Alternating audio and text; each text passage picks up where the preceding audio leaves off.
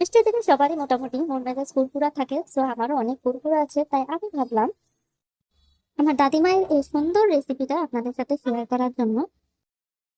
একটা প্যানে উপকরণগুলো এক এক করে নিয়ে নিলাম। আমি এখানে নিলাম আলু কুচি, পিস পিস করে নিলাম পেঁয়াজ, তারপরে কাঁচামরিচ কিছু, দুই এক টুকরো রসুন, আর এক টুকরো মাছ, তারপরে স্বাদ মতো লবণ দিয়ে দিলাম।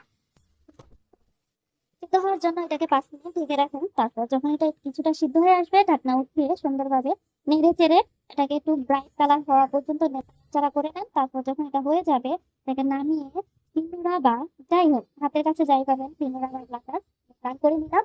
তারপর ব্লান করার পরে দেখেন মাশাআল্লাহ এটা এখনই কতটা সুন্দর লাগছে। আর তারপর এটাকে নামিয়ে নিলাম। ফ্লেভারের জন্য নিয়ে নিলাম ধনিয়া পাতা। আপনারা চাইলে ধনিয়া পাতা স্কিপ করতে পারেন, আবার চাইলে দিতে পারেন। আমি ধনিয়া পাতা দিলাম। সাথে নিয়ে নিলাম উপকরণ যা ব্লান্ডার করেছিলাম, মিশিয়ে নিয়েছিলাম, তার হাতে মিশিয়ে নিব শুকনো লঙ্কা এবং সরষের তেল। মিশানোর পরে ভালোভাবে মিশিয়ে দেখেন মাশাআল্লাহ কত সুন্দর লাগতেছে। আমার মাশাআল্লাহ অনেক ভালো লাগতেছে। আমার তো জিভায় পানি এসে পড়েছে দেখে ভর্তাটা। আপনাদের কেমন লাগছে কমেন্টে জানাবেন।